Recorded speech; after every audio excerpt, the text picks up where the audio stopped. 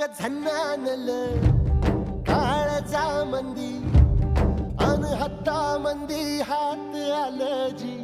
सैराट झालं